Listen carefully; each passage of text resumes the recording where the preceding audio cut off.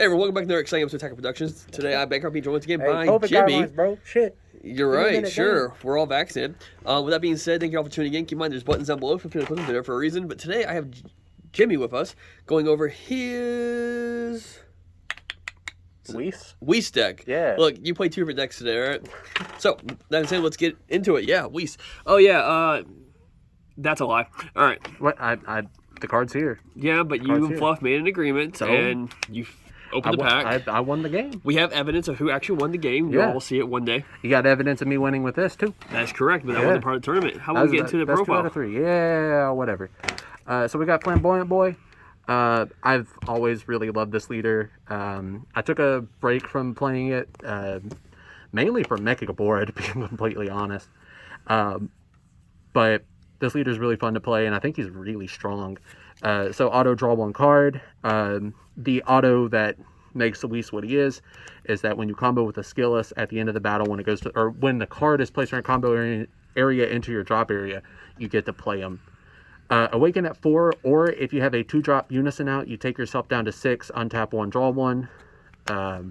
Backside, draw 1 card. Same auto, but if you have an activate main, you can pay 1 to place one of your 2-drop skilllesses in the drop area, and then play a EX Evolve with the same character name. Moving into this, first we will talk about the unison, because the unison is huge in this deck. A lot of the times I like just throwing this out there, late game, and let my opponent attack into it because they're so scared of what this does early game. So auto, when your opponent attacks, you can just combo with a card from your drop area. +1 is you put a card in rest mode on your opponent's side, and -4, which I had never done until tonight, and it actually won me the game. You just play 2 skilllesses from your drop area. Also 15k body, 2 awakens you leader. It's huge. Love this card. We run 4 of the Whis. So this guy is your consistency booster.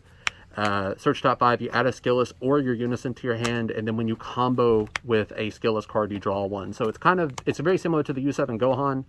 It's just the yellow Whis variant of it.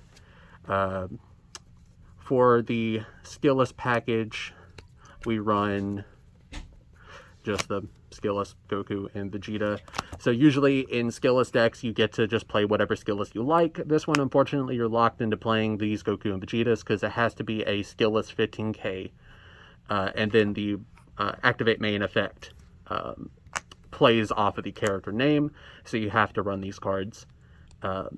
So a lot of value play in this. You can swing on your turn if you have a Whis and a Vados out. You can swing on your turn, combo this, draw a card off your 1-drop Whis, put it in the drop area, then on your opponent's turn when they attack, combo with that same card, draw an additional card off a Whis, and then he comes into play. And that's no cards out of your hand and no energy spent to play your skilllesses.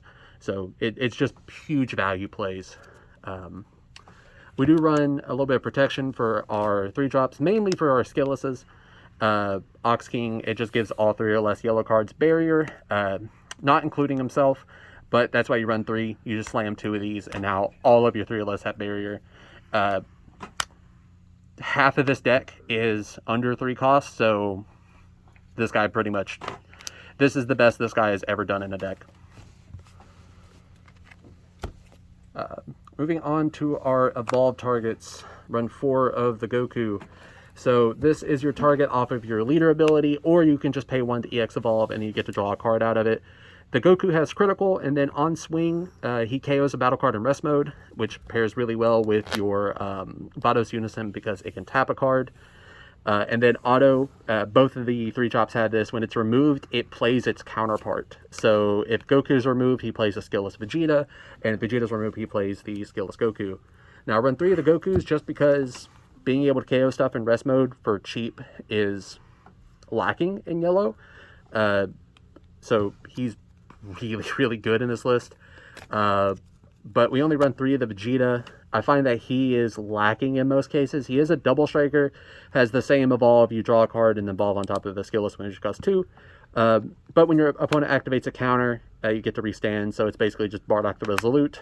And then the same auto Having double strike is nice, but I find that most of the time, if I had the option, if I could only play one in a turn, I would want to play Goku over Vegeta.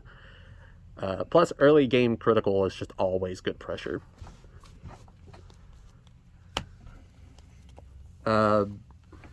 Two Pridefuls. They gain barrier off of Ox King, tap a card coming in, and then, 14k blocker. Pretty good. It's no God Sealing or Charismatic, but you run it. It pairs well with the Ox King. Two Nimbus. I find that usually when it comes to Nimbus, my opponent's good enough to swing with their battle cards first. And then, keep their leader in unison swings. So cut them down to 2. I'd probably side more for the more battle card heavy matchups, but just not fantastic right now. Also, I just realized this is the old art. Now it's really annoying me. So because the box. Yeah, it's really annoying me. I like the new art. It's cute. 2 Army Reinforcements. These cards are just insane. I would probably, to be completely honest, cut Nimbus down to like a 1 of and run this at a 3. Or hell, maybe even go to 4 of these. 4 might be a little steep because sometimes I don't want to take my life.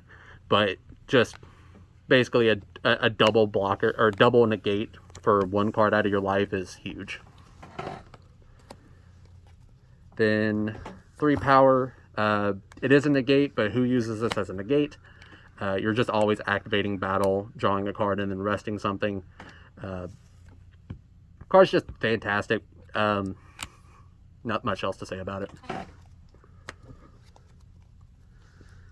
2 striving to be the best. This guy was a 4 of in my list for a little while. And then 2 went to the sideboard just because I wanted to put some more tech into the list. But if you don't know what he does, he's 2-drop. When he comes in, blows up something with barrier. It has to have barrier, which is the only thing that sucks. But there's a lot of really good barrier cards right now. And then if you blow up something, you get to untap an energy. So it's essentially 1-drop barrier removal, which is just unheard of. It's insanely good. There are some situations like in red. A lot of our locals like to run strategies of Universe 7. So basically, if they play that card, it just gives me free reign over their field. I get to choose whatever I want now. And it's kind of tilting when you get this played on you, especially after you strats and you feel really safe, especially against yellow that doesn't have a lot of KO potential. Oh. Shut the hell up! I was relying on you two playing a game so I could eat my Chinese food. What the fuck? What the fuck is he talking about? Final Flash, there's some homeless dude in the shop. He's eating Chinese food or something. I don't know what the fuck's going on. And then there's a school shooter cosplayer. I don't know what's going on. Wow. Wow. So, Final Flash turns off. I'm moving. It turns cards off. Turns cards off. Diet Draw Monkey. 2 energies too much to spend in this list, so just being able to tap 1 to draw 1 card is, fine. Normally you would want to play one of your EX Evolves and draw a card, but being able to draw a card and not neg something out of your hand is pretty good. I have found that in conjunction with Final Flash, you actually get a little bit of use out of this auto. So you target one of your opponent's skillless battle cards. They can blow it up. If they don't, then he comes into play and he's, a 19k blocker, which is really solid. So in some situations, if they have like a big body that they don't want to get rid of, you Final Flash it, then combo this, and then at the end of the battle, you go, hey, do you want to get rid of your, whatever card? I can't exactly think of an example off the top of my head, but most of the time you're just using this for the Diet Draw Monkey. Super combos, 1 Zamasu because I like tapping shit, and then 3 of the quality Krillins. Just drawing 2 cards is always good. You probably could go up on Zamasu and then maybe even put in like a little bit of a rival, but I just rather draw cards. 2 Poutine. Poutine's really, really good, especially in the meta right now with all of the decks that like to play cards by skill. Heavy counters.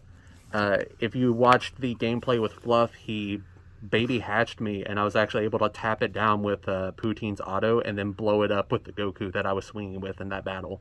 It was feels bad. Which is it's just huge plus, and it took no cards out of my hand to remove baby hatch, which is huge. To our one-ofs, Cooler, just counters, always insane. There's nothing else to say about it. Basil's just becoming less and less good, in my opinion. It was fantastic in the early aggro games where they're just spamming cards out, but now that the meta is a lot slower, you're not really getting use out of this card until like turn 3 or 4, which is still good to have a 19k dual attacker for 1 energy that draws you a card, but I just find this card to be lacking most of the time. I'd just rather play something else out of my hand than, tap 1 energy for this. One of Bergamo, because it's a one of. So essentially run 2 secret rares in this list. Cell Xeno, you know what Cell Xeno does. And then Son Goku, Return of the Dragon Fist. This card's just nuts. Deflect, double strike, blows up 2 cards on entry, comes in for 3 if you have a yellow unison in play, which you probably will, and 4 energy, which is easy. And then Spirit Boost 2, gains dual attack, and your opponent can't activate battle cards which cost 7 or less against this card, which is just the amount of battle card negates that are in the game right now are massive. So this guy pretty much turns off at least 2 or 3 cards in every deck that I played against, which if you just think about value-wise, that's insane. So usually if I'm dropping this guy, it's game, but if not, you just slam Cell Xeno right after. And by that time, it's turn 5, so you get all of his effects, and you don't have to worry about the errata at all. Also, just don't buy that new art. Don't shill to them. It looks like Cell's taking a shit. For real, it does. It straight up looks like Cell. Like there's even like the foiling has like the coil. It looks like a poop emoji coming out of his ass. And he's heavy breathing. All right, we get sidetracked. With that being said, thank you all for tuning in. Hope you enjoyed today's profile. Keep in mind, just buttons, click them. And with that being said, read your cards, know your place. Let us make the mistakes so that you don't have to. I actually beat Jimmy. He's not really the winner, and fluff out.